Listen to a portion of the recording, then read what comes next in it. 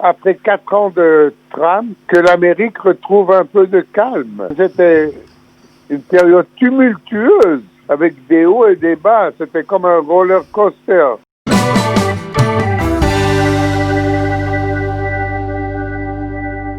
Et nous allons à présent essayer de connaître un peu mieux qui est le nouveau président des États-Unis, Joe Biden, avec ce matin Avi Pazner qui est avec nous ce matin en ligne. Bonjour Avi, merci d'être avec nous ce matin sur Studio Kalita. Bonjour Olivier.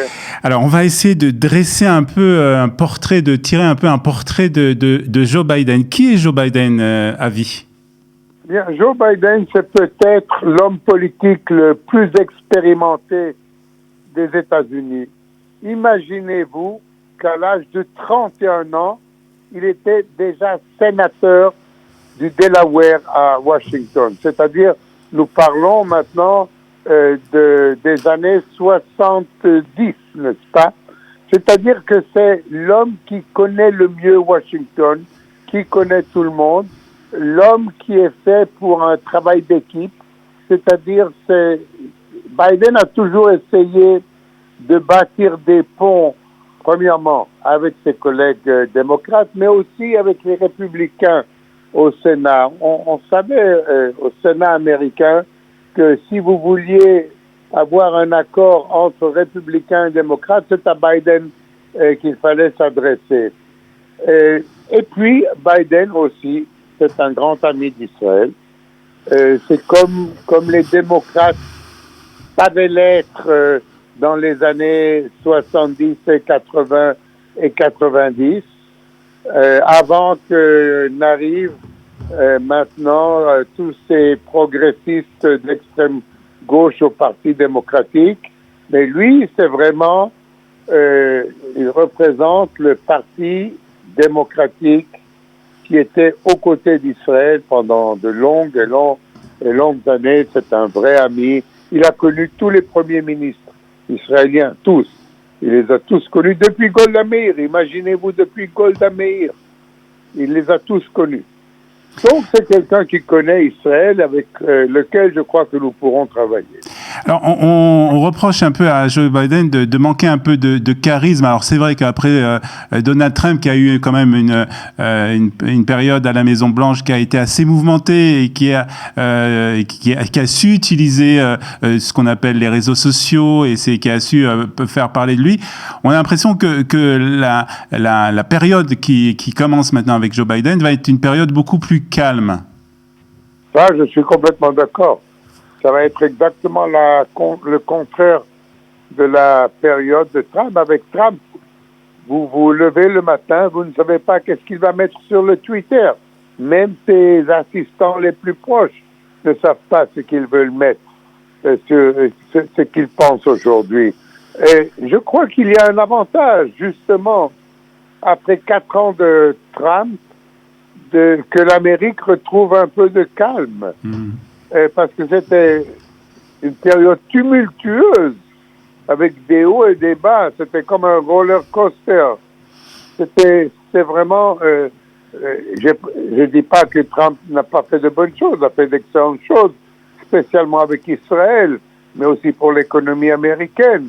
Mais c'était vraiment imprévisible. Vous leviez le matin, vous ne savez pas ce qui vous attendait. Avec Biden, c'est beaucoup plus calme, beaucoup plus posé, beaucoup plus pensé. Et je crois que l'Amérique a besoin maintenant de 4 ans de calme après 4 ans de tumulte. Alors on se pose quand même la question de savoir de qui Joe Biden va s'entourer parmi ses conseillers, parmi aussi les secrétaires d'État de son gouvernement. Et on peut dire qu'il y a en fait aujourd'hui deux courants dans le Parti démocrate, un courant plus modéré qui est représenté justement par Joe Biden, et un courant un peu plus, on va dire, extrémiste qui est, on peut dire, un peu représenté par les conseillers en tout cas de ce qui reste de Barack Obama. Quel va être, selon vous, l'entourage de Joe Biden pour ces 4 ans à venir? Je crois que il va surtout prendre des gens qui pensent comme lui, évidemment. Pour travailler, vous avez besoin de gens qui pensent comme vous. et qui puissent vous donner leurs avis. Mais il y a aussi une réalité politique et il lui faudra prendre aussi des associés qui ont des idées beaucoup plus radicales que lui, ou bien ceux qui étaient encore dans l'administration Obama, il y en a beaucoup, ou bien les nouveaux progressistes, ceux qui sont comme ceux qui ont soutenu Sanders, et des gens comme Cortez, comme Omar.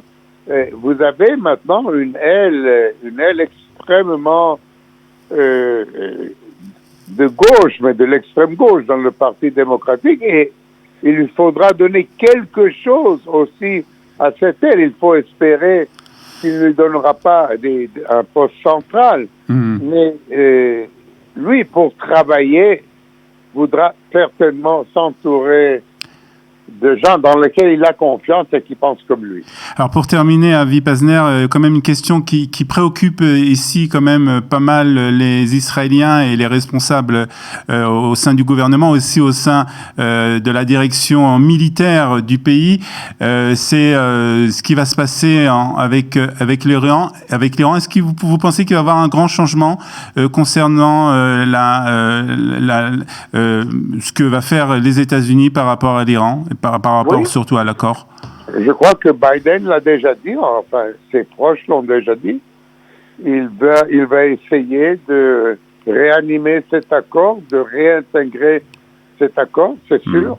Maintenant, toute la question est-ce qu'il va essayer de revivre l'accord tant qu'il était l'accord mauvais que les États-Unis avaient poussé à signer avec l'Iran, ou bien riche des expériences du passé, va-t-il essayer d'améliorer et d'avoir un accord qui puisse vraiment nous garantir que l'Iran ne va pas avoir d'armes atomiques? Parce que vous savez que l'accord signé par Obama prévoyait qu'en 2025, l'Iran pourrait, en 2025 ou 2027, l'Iran pouvait légalement produire des armes atomiques. C'était scandaleux. Donc, j'espère que ce n'est pas ça que Biden va rejoindre, mais s'il veut faire un nouvel accord avec l'Iran, qu'il le fasse aussi en coordination avec Israël, car c'est de notre sécurité et de la sécurité du Moyen-Orient et de la sécurité du monde qu'il s'agit là. Avi Pazner, ancien diplomate, merci d'avoir été avec nous ce matin sur Studio Kalita. Merci à vous. Au revoir, Olivier.